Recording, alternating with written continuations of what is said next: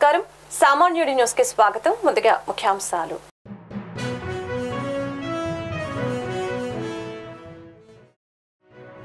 AP సచివాలయంలో బ్యాంకర్లతో CM Chandrababu సమావేశం. బ్యాంకర్లకు AP ప్రభుత్వ ప్రాధాన్యతల్ని వివరించిన సీఎం.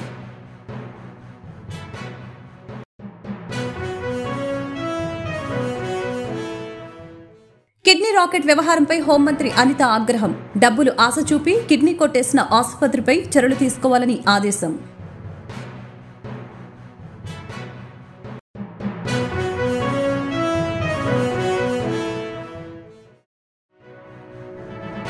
కూటమి ప్రభుత్వ ఇసుక పాలసీపై భవన నిర్మాణ కార్మికుల హర్షాతిరేకం.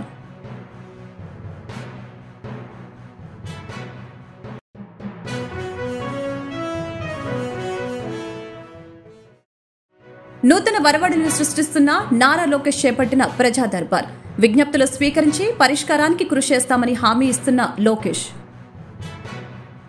రష్యాలో ప్రధానమంత్రి నరేంద్ర మోదీ పర్యటన కొనసాగుతోంది. రెండో రోజైన ఇవాళ ఆయన మాస్కోలో భారతీయులను ఉద్దేశించి ప్రసంగించారు. తాను ఒక్కడనే ఇక్కడికి రాలేదని 140 కోట్ల మంది ప్రేమను తీసుకువచ్చానని తెలిపారు. భారతదేశం మట్టి వాసనను మోసుకోవచ్చినట్లు చెప్పారు. ఇటీవల మూడోసారి ప్రధానమంత్రిగా ప్రమాణం చేశానన్న మోదీ 3 రెట్లు వేగంగా పనిచేయాలని అప్పుడే నిర్ణయించుకున్నట్లు చెప్పారు. భారత్ను 3 ఆర్థిక శక్తిగా నిలబెడతానని ఈ సందర్భంగా వాగ్దానం చేశారు. భారత్ ఘనత ప్రపంచం గుర్తించక తప్పని పరిస్థితి తెచ్చామని వ్యాఖ్యానించారు. భారతదేశం మారుతుందని ప్రపంచమంతా గుర్తించింది. గత 10 ఏళ్లలో భారత్ సాధించిన అభివృద్ధి వేగాన్ని చూసి ప్రపంచం మొత్తం ఆశ్చర్యపోతోంది. G20 సదస్సును విజయవంతంగా నిర్వహించాం. 10 ఏళ్లలో 40,000 కిలోమీటర్ల ఎయిర్పోర్టుల సంఖ్యను రెట్టింపు చేశాం. రైల్వే లైన్లను ఎలక్ట్రిఫికేషన్ చేశాం. ప్రపంచంలోని అత్యంత ఎత్తైన రైల్వే బ్రిడ్జి నిర్మించాం. అభివృద్ధిలో 140 కోట్ల మంది ప్రజల భాగస్వామ్యం ఉంది.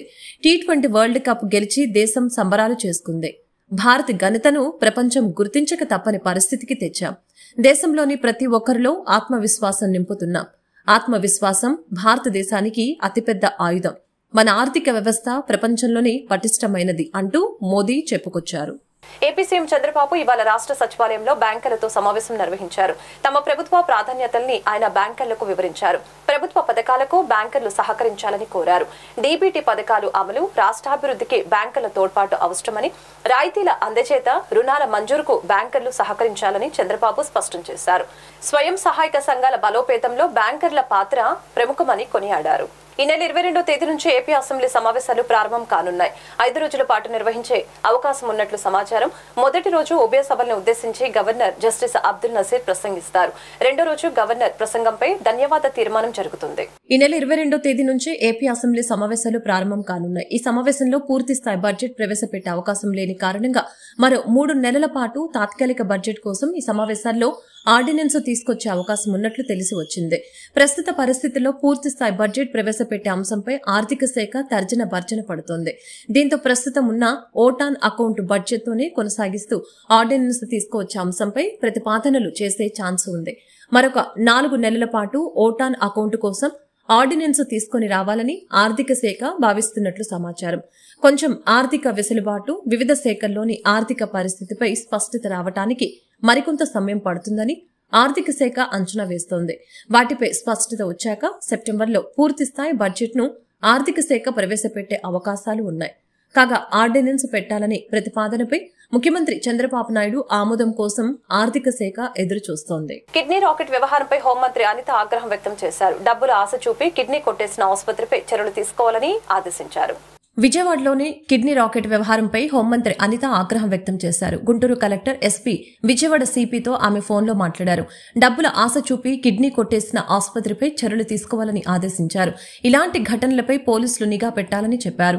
బాధితుడి ఫిర్యాదుపై హోంమంత్రి ఆదేశాలతో పోలీసులు విచారణ చేపట్టారు. విజయవాడ కేంద్రంగా ఇటీవల కిడ్నీ రాకెట్ ముఠా మోసాలు వెలుగులోకి వచ్చాయి. ఆర్థిక ఇబ్బందులతో కిడ్నీ విక్రయానికి అంగీకరిస్తే కిడ్నీ తీసుకున్న తర్వాత డబ్బులు ఇవ్వకుండా తనను మోసం చేశారని గుంటూరు జిల్లా కొండ వెంకటప్పయ్య కాలనీకి చెందిన బాధితుడు మధుబాబు వాపోయాడు. ఈ మేరకు సోమవారం గుంటూరు ఎస్పీ కార్యాలయంలో ఫిర్యాదు చేశారు. ఈ ఘటనపై హోంమంత్రి అనిత తాజాగా స్పందించారు. నారా లోకేష్ చేపట్టిన ప్రజా దర్బార్ నూతన వరవడి సృష్టిస్తోంది. తమ సమస్యల్ని విన్నవించేందుకు ప్రజలు భారీగా తరలివచ్చారు. విజ్ఞప్తుల్ని స్వీకరించి పరిష్కారానికి కృషి చేస్తానని లోకేష్ హామీ ఇచ్చారు. ఉండవల్లిలోని నివాసంలో విద్య, ఐటీ, ఎలక్ట్రానిక్స్ శాఖల మంత్రి నారా లోకేష్ నిర్వహిస్తున్న ప్రజా దర్బార్ నూతన వరవడితో ముందుకు సాగుతుంది. సమస్యలు విన్నవించేందుకు వచ్చిన ప్రజలను నమస్కారం తాతయ్య, నమస్కారం అమ్మ, నమస్కారం చెల్లి అంటూ ఆత్మీయంగా పలకరిస్తున్న యువనేత వారి నుంచి విజ్ఞాపనల్ని స్వీకరిస్తున్నారు. గత ప్రభుత్వంలో సమస్యలు చెప్పుకునేందుకు వచ్చిన వారిని బ్యారికేడ్లతో నిలువరించిన అనేక ఇబ్బందులకి గురిచేశారు. నేడు ప్రజా ప్రభుత్వంలో ప్రతి ఒక్కరిని నేరుగా కలిసి విజ్ఞప్తులను స్వీకరించడంతో పాటు ఆయా సమస్యల పరిష్కారానికి సిబ్బంది ఆదేశాలు జారీ చేశారు. 14వ రోజు ప్రజా దర్బారుకు మంగళగిరి నియోజకవర్గంతో పాటు రాష్ట్ర వ్యాప్తంగా ప్రజలు భారీ సంఖ్యలో తరలివచ్చారు.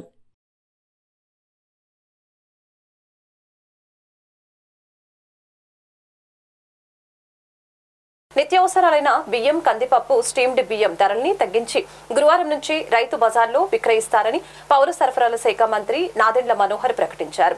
రాష్ట్రంలో నిత్యావసర సరుకుల్ని ప్రజలకు అందుబాటు ధరలో ఉంచడం, వారికి ఉపశమనం కలిగించడం అవసరమని ఆయన తెలిపారు.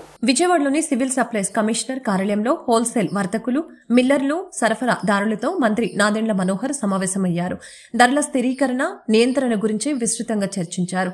బహిరంగ మార్కెట్లో కిలో 181 రూపాయలు ఉన్న కందిపప్పు 160 రూపాయలు, బియ్యం 52 రూపాయల 40 పైసలు ఉంటే 48 రూపాయలకి, స్టీమ్డ్ బియ్యం 55 రూపాయల 85 పైసలు ఉంటే 49 రూపాయల చొప్పున విక్రయిస్తారు.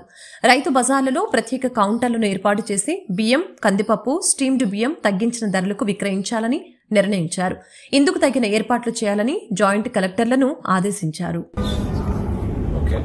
Raw rice, which is 52 rupees 40 paise, they have agreed to come down to 48 rupees. So this is the understanding that currently we are selling with 49.50. Currently we are selling it. So reduce it to 50 paise. Yes sir. Yes sir, it is almost same 50 paisa 1 always. See, the idea is to keep it uniform, Yes, uniform. so that we don't have any gap in our communication. So that is something that we want to ensure. Yes, sir. Similarly with raw rice, it is 48 rupees. Deputy mayor Diamond Babu కార్యాలయంపై దాడి నేపథ్యంలో జిల్లా ఎస్పీని కలిసి ఫిర్యాదు చేసిన YCP నాయకులు. గతంలో ఏ పార్టీ అధికారంలోకి వచ్చినా నాయకుల మధ్య స్నేహపూర్వక వాతావరణం ఉండేది. నేడు అటువంటి పరిస్థితులు కనపడటం లేదని విలేకరుల సమావేశంలో డిప్యూటీ మేయర్ డైమండ్ బాబు తెలిపారు. అసెంబ్లీ ఎన్నికల తర్వాత టీడీపీ అధికారంలోకి వచ్చిన గంట నుంచే వైసీపీ నాయకులు, కార్యకర్తలపై దాడులు మొదలయ్యాయి. పలువురు కార్పొరేటర్లపై, నాయకులపై నిత్యం దాడులకు పాల్పడుతున్నారు. దివంగత మహానేత వైఎస్ రాజశేఖర రెడ్డి విగ్రహాలను ధ్వంసం చేస్తున్నారు. గతంలో మాజీ మంత్రి విడుదల రజని, పలువురు కార్పొరేటర్లు ఇప్పుడు నా కార్యాలయంపై దాడులు చేశారు. టీడీపీ నాయకుల కనుసన్నల్లోనే ఈ దాడులు జరుగుతున్నాయి.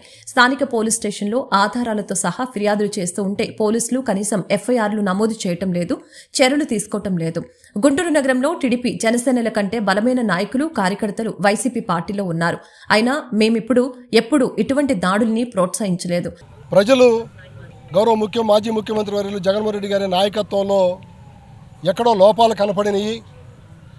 ఆ లోపాలన్నింటినీ సవరించుకోవటానికి, మరింత మెరుగ్గా ప్రజలకు సేవ చేయడానికి ఒక అవకాశం ఇచ్చారన్న ఉద్దేశంతో మేము ప్రజా తీర్పును గౌరవిస్తూ స్వాగతించినటువంటి పరిస్థితి.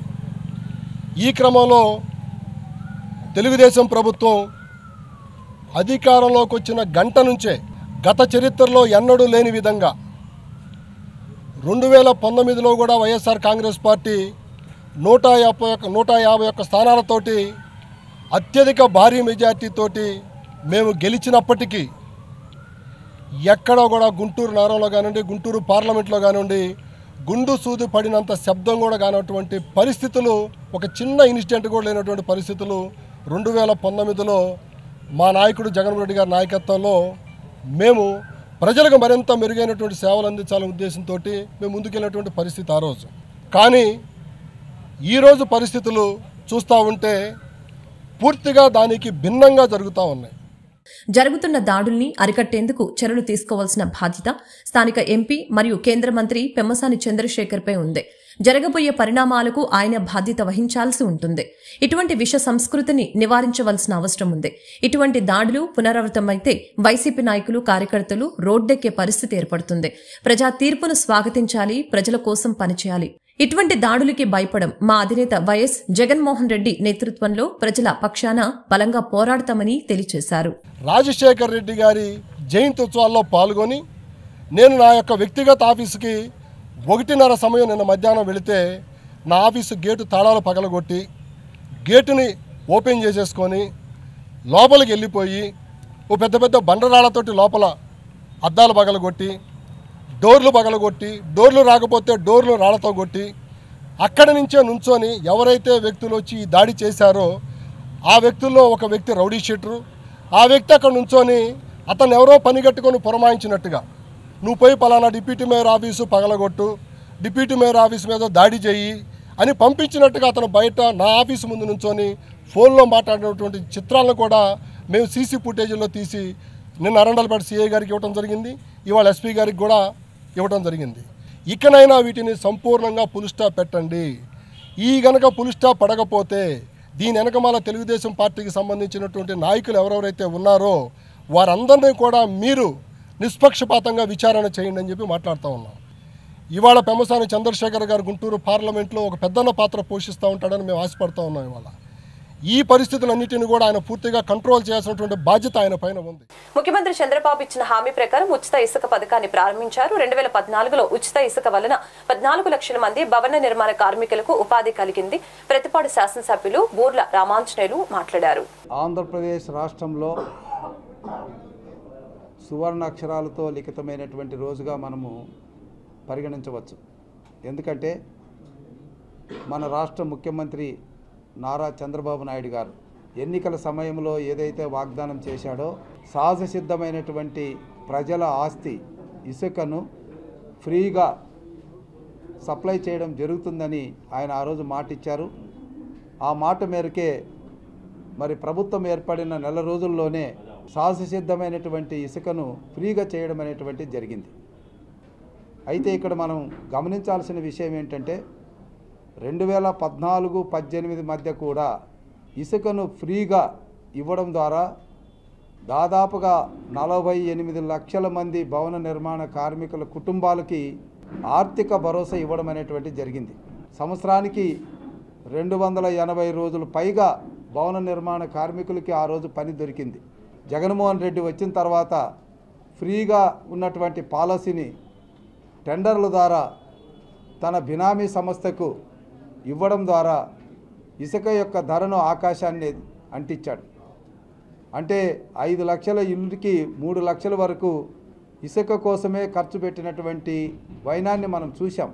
అంతేకాకుండా భవన నిర్మాణ కార్మికులు దిక్కు తోచలేనటువంటి పరిస్థితుల్లో వలస కార్మికులుగా మారారు. రాష్ట్ర ముఖ్యమంత్రి నారా చంద్రబాబు నాయుడు ఉచిత ఇసుకని ప్రవేశపెట్టడం వలన పట్నం బజార్లో భవన నిర్మాణ కార్మికులు కేక్ కటింగ్ కార్యక్రమాన్ని ముఖ్య అతిథిగా పాల్గొన్న గుంటూరు తూర్పు నియోజకవర్గ ఎమ్మెల్యే మహమ్మద్ నజీర్. మీరందరూ కూడా కొంతకాలంగా చూస్తా ఉన్నారు కూడా పనులు ఉన్నాయి. ఎవరు కార్పెంటర్ దగ్గర నుండి తాపీ మేస్త్రి దగ్గర నుండి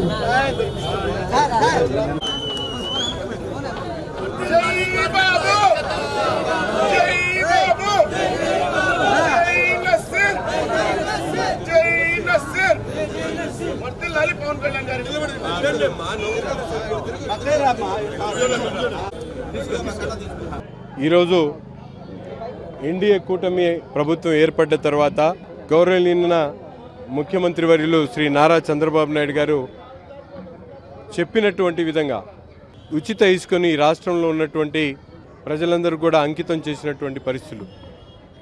గతంలో తెలుగుదేశం పార్టీ అధికారంలో ఉన్నప్పుడు కూడా ఉచిత ఇసుక పాలసీని తీసుకుని వచ్చి రాష్ట్రంలో కార్మికుల పట్ల ఒక ఆలోచనతో వారి జీవన వృత్తిని పెంచేటువంటి కార్యక్రమాన్ని తీసుకుంటే అధికారం చేపట్టినటువంటి జగన్మోహన్ రెడ్డి గారు ప్రజలను మభ్యపెడుతూ తెలుగుదేశం పార్టీ నాయకులు ఉచిత ఇసుక పేరుతో దండుకున్నారని చెప్పి మాయమాటలు చెప్పి ఇసుక విచ్చలవిడిగా దొరికేటువంటి ఇసుకను ఈరోజు దేశంలో ఎక్కడ లేనటువంటి విధంగా ఒక టన్ను ఇసుకను 1800 రూపాయలకి ఫిక్స్ చేస్తూ అమ్మినటువంటి పరిస్థితులు. కానీ ఈరోజు ఎన్డీఏ కూటమి ప్రభుత్వం ఏర్పడ్డ తర్వాత 88 రూపాయలకి మాత్రమే టన్ను ఇసుక ఇచ్చేటువంటి దాంతోపాటు కేవలం ఖర్చుల కోసమే ఈ డబ్బులు కూడా వసూలు చేయడం జరుగుతూ ఉంది.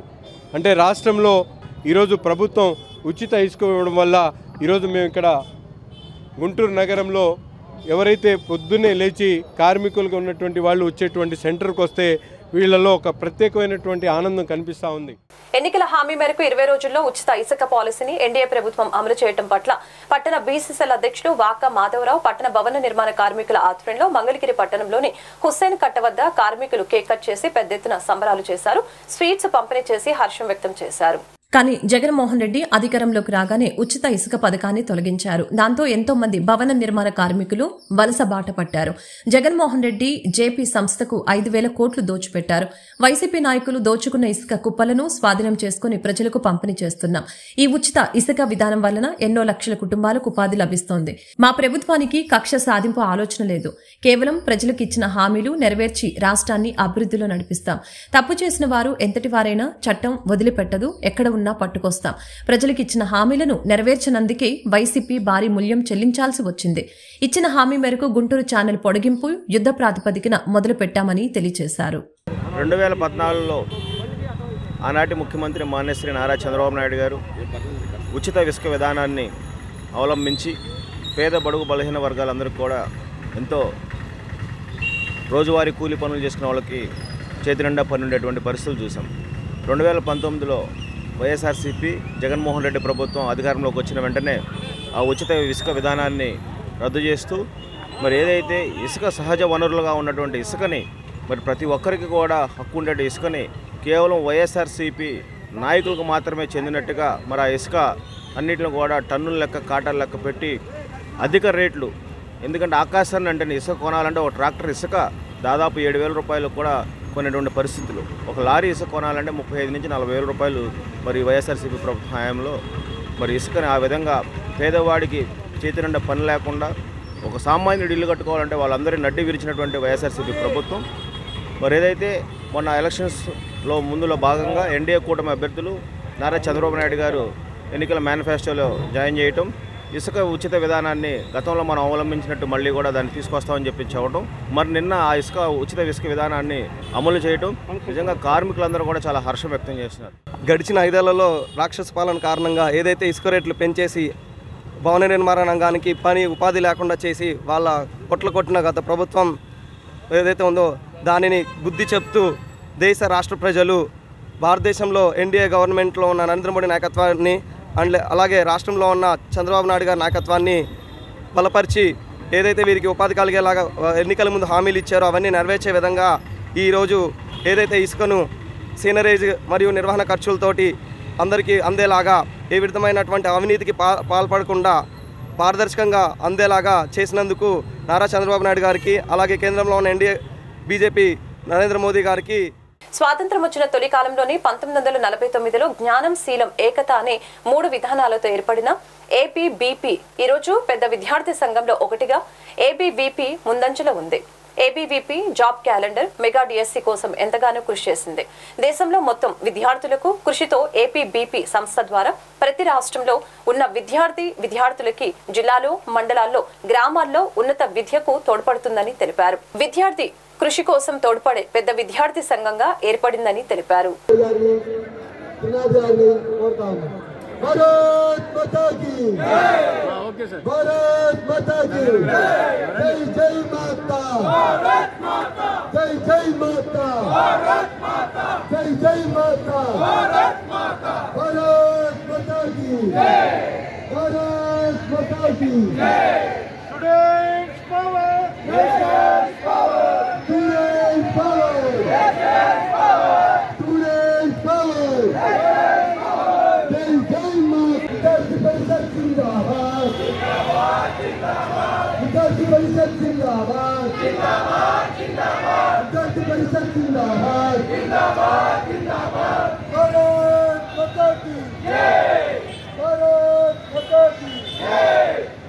వార్తలు ముగించే ముందు ముఖ్యాంశాలు మరొకసారి.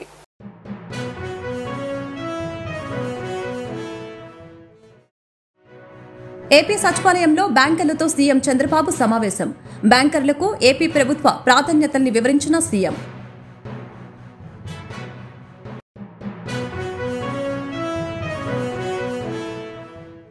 కిడ్నీ రాకెట్ వ్యవహారంపై హోంమంత్రి అనిత ఆగ్రహం.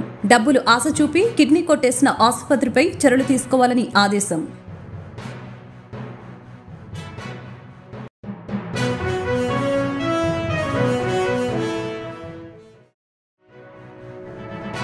కూటమి ప్రభుత్వ ఇసుక పాలసీపై భవన నిర్మాణ కార్మికుల హర్షాతిరేకం.